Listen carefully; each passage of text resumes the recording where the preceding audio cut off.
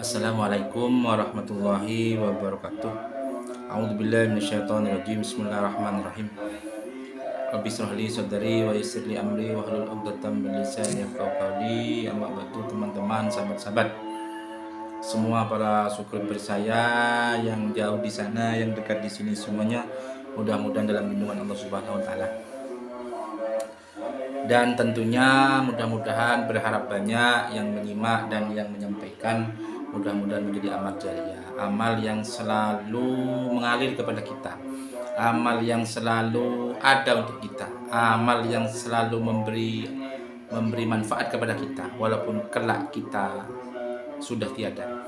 Karena sejatinya hidup ini hanya sementara dan pada akhirnya kita akan pulang menghadap Allah Subhanahu wa taala. Mudah-mudahan kita semua yang menyimak dan menyampaikan ini mudah-mudahan menjadi amal jariah, amal yang selalu bisa kita nikmati kelak ketika menghadap Allah Subhanahu wa taala. Amin ya rabbal alamin.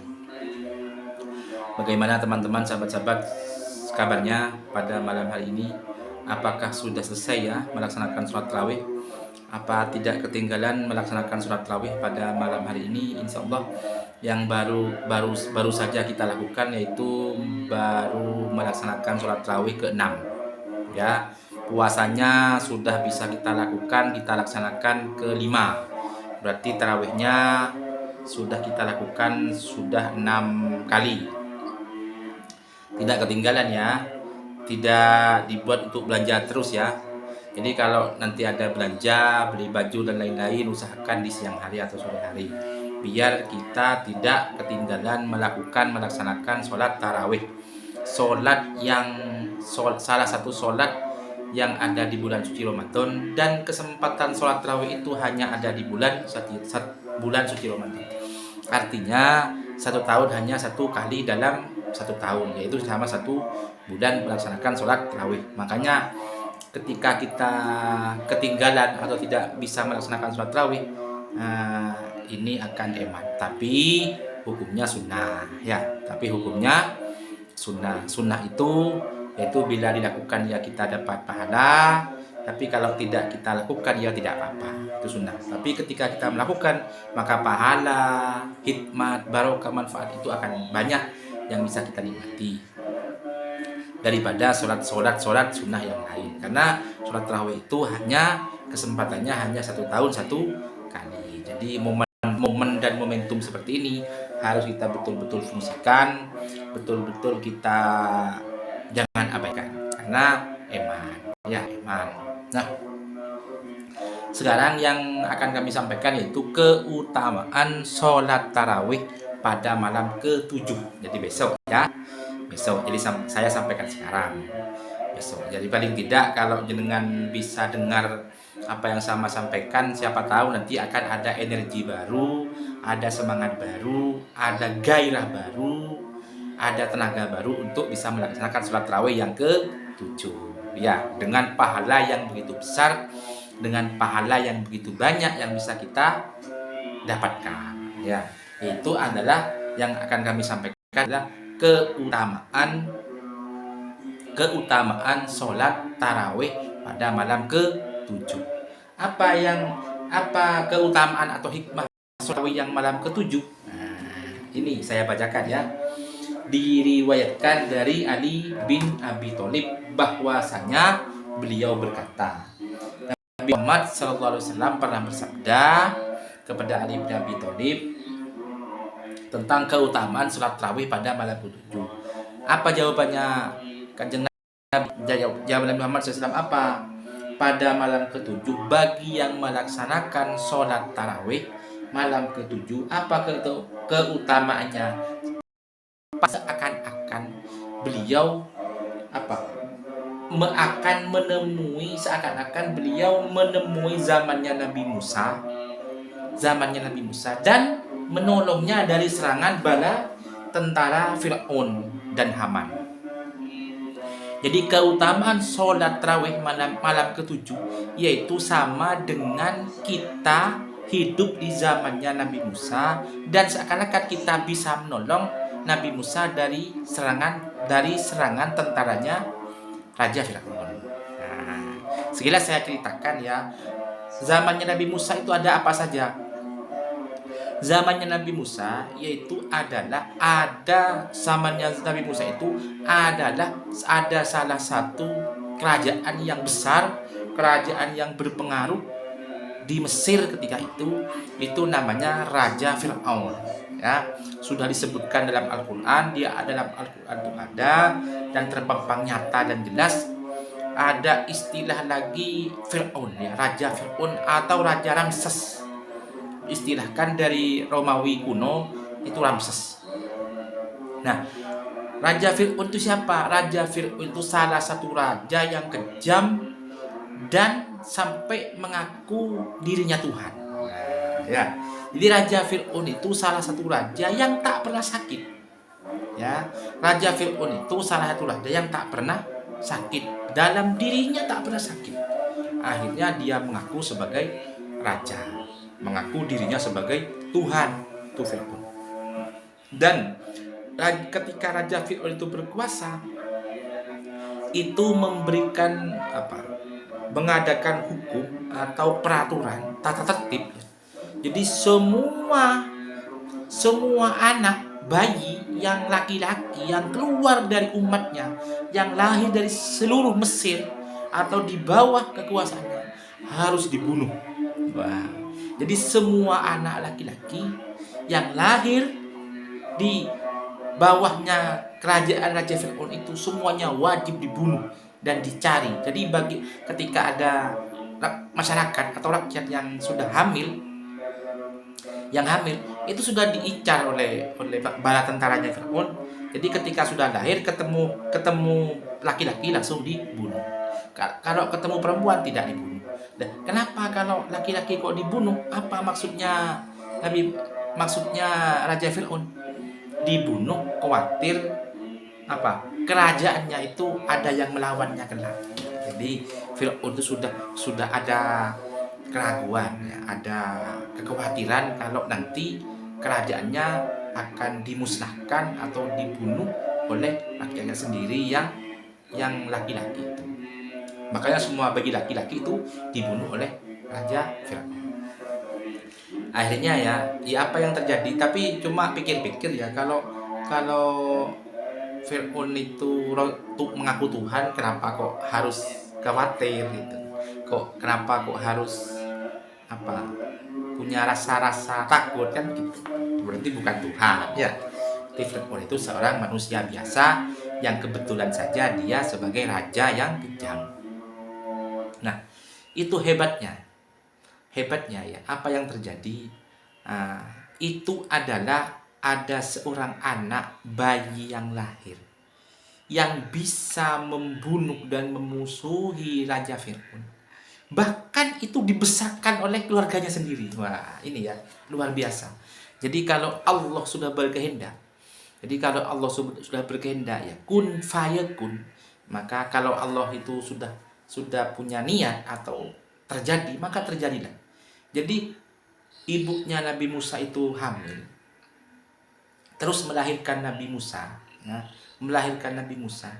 dan Nabi Musa ini lahirnya itu dibuang sama ibunya karena khawatir dibunuh oleh tentaranya Raja Fir'aun. Akhirnya Nabi Musa itu dibuang kemana? Dibuang ke sungai, dihanyutkan sungai. Terserah sudah. Jadi kalau ibunya Nabi Musa pasrah sudah, mau hidup mau mati terserah. Pokok saya tidak tega kalau anak saya dibunuh oleh tentaranya Fir'aun, dan anak saya ketika dibunuh saya sendiri, saya tidak tega. Akhirnya oleh ibunya Nabi Musa itu langsung dihanyutkan ke sungai. Namanya Sungai Nil, ya. Namanya Sungai Nil yang ada di Mesir. Sungai Nil itu sungai terbesar di mana? Di bagian barat ya, Eropa bagian barat. Apa namanya?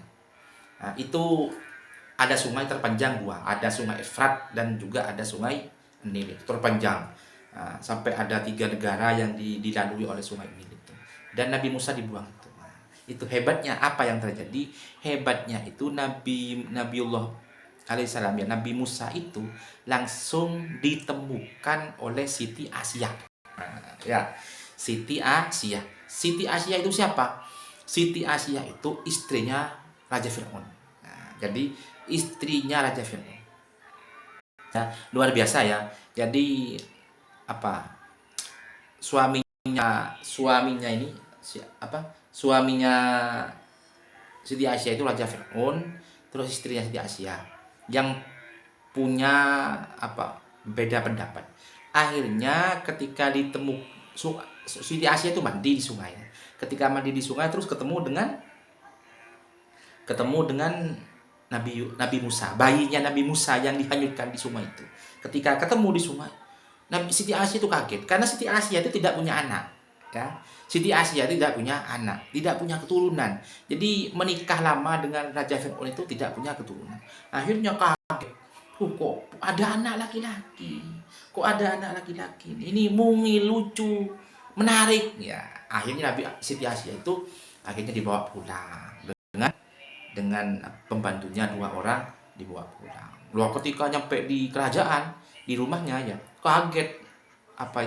Raja Fir'aun kaget. Kenapa? Karena semua bayi yang dibunuh itu akan dibunuh oleh semua bayi yang hidup atau sebuah bayi yang baru lahir itu dibunuh oleh Raja Fir'aun. Kok tiba-tiba di rumah saya ada seorang anak laki-laki? Kalau Allah berkehendak ya pasti terjadi. Akhirnya Nabi Musa itu akhirnya Raja Fir'aun itu marah, kalut semua. Akhirnya begini Raja Fir'aun. Sudahlah, akan saya bunuh bayi ini kecuali dengan satu syarat. Nah, gitu ya, ke Siti Aisyah. Jadi Nabi Musa ini akan saya bunuh. Sebelum saya bunuh, akan saya kasih 2 pilihan. Jadi Nabi Musa kecil ya, Nabi Musa masih bayi ya, itu sudah diberikan pilihan oleh Raja Fir'aun. Jadi Raja Fir'aun itu ambil 2 benda. Yang satu itu benda berupa kayu yang sudah dibakar ya. Kalau katanya orang sini arang ya. Jadi kayu yang panas yang sudah dibakar itu taruh di piring satunya. Yang nomor 2 ambil roti. Ya. Jadi ada 2 benda yang disuguhkan kepada Nabi Musa. Nabi Musa kecil ya, Nabi Musa masih bayi. Akhirnya disodorkan Raja Fir'aun. Kalau katanya Raja Fir'aun bilang ke Siti Aisyah, kalau anak ini nanti ngambil roti, berarti anak ini saya bunuh, berarti pintar anak ini. Tapi kalau anak ini ngambil kayu yang sudah dibakar ini, berarti anak ini tidak akan saya bunuh. Akhirnya Raja Fir'aun ngambil 2 benda. Ternyata Nabi Musa atas kekuasaan Allah, atas izin Allah Subhanahu wa taala, akhirnya Nabi Musa itu mengambil kayu yang panas itu. Akhirnya sampai dewasa pun Nabi Musa ini lidahnya ini ketika ngomong sesuatu tidak begitu benar karena masih bayinya itu kena kayu yang sudah dibakar itu. Akhirnya tumbuh besar. Akhirnya juga pernah suatu ketika Nabi Musa itu menggendong Fir'aun itu suatu ketika menggendong Nabi Musa. Akhirnya janggutnya itu ditarik, copot. Ya Allah, ya kalau Allah berkehendak ya semuanya akan terjadi. Akhirnya ketika besar dia menjadi pemuda yang gagah, ya tampan, berani, pemberani. Akhirnya juga sering bertengkar sama Raja Fir'aun. Terus akhirnya Nabi Musa ini hijrah ya, pindah ke lain negara. Akhirnya ketika datang beliau Nabi Musa sudah ditugaskan oleh Allah Subhanahu wa taala untuk memberikan peringatan kepada Raja Fir'aun. Akhirnya Nabi Musa itu dikasih ular. Jadi mendatangkan beberapa banyak sihir, dikasih ular. Akhirnya tongkatnya Nabi Musa dilempar jadi ular besar. Akhirnya ular-ular yang kecil dibunuh semua oleh tongkatnya Nabi Musa. Akhirnya Nabi Musa semua mau dibunuh dengan rakyatnya. Akhirnya tidak ada tempat untuk berlari. Akhirnya dengan Allah bisiklah, pukulkan tongkatmu kepada laut. Akhirnya tongkatnya yang dibawa Nabi Musa itu dipukulkan ke laut. Akhirnya laut itu terbelah menjadi 2 bagian dan di tengah-tengah itu ada sebuah jalan. Akhirnya Nabi Musa bisa melewati jalan itu. Ketika Nabi Musa nyampe kepada daratan yang satunya, Raja Fir'aun bersama bala tentaranya melewati jembatan itu. Tapi bisikan dari Allah ada lagi. Pukulkan lagi tongkatnya ke Nabi laut. Akhirnya dipukulkan lagi tongkatnya ke laut. Akhirnya laut itu yang jadi dua baru tadi kembali menjadi satu bagian. Jalan itu sudah tidak ada, berubah menjadi lautan. Akhirnya Raja Firaun itu terbunuh, tenggelam bersama bala tentaranya, ribuan tentaranya. Ini hal yang luar biasa. Jadi kalau Allah berkehendak, Allah sudah berkehendak, Allah itu sudah menentukan sesuatunya, walaupun tidak bisa dijangkau oleh akal, semuanya akan terjadi, semuanya akan terlaksana. Jadi kita ini sebagai manusia biasa harus punya banyak bersyukur, punya banyak terima kasih kepada Allah. Tidak bisa, harus kita betul-betul apa yang kita punya, apa yang kita punya ini sehat dan lain-lain, harus kita berbanyak syukur dengan berbanyak ibadah kepada Allah Subhanahu wa taala. Mudah-mudahan kita ini termasuk hamba Allah yang soleh dan mampu melaksanakan ibadah tarawih, keutamaan sholat tarawih yang nomor 7, dan bisa melaksanakan sholat ibadah puasa di bulan suci Ramadan. Amin ya. Mungkin itu yang bisa kami sampaikan. Kurang dan lebihnya kami mohon maaf dan tidak terkira. Kami akhiri wallahul muwaffiq ila aqwamit thoriq. Assalamualaikum warahmatullahi wabarakatuh.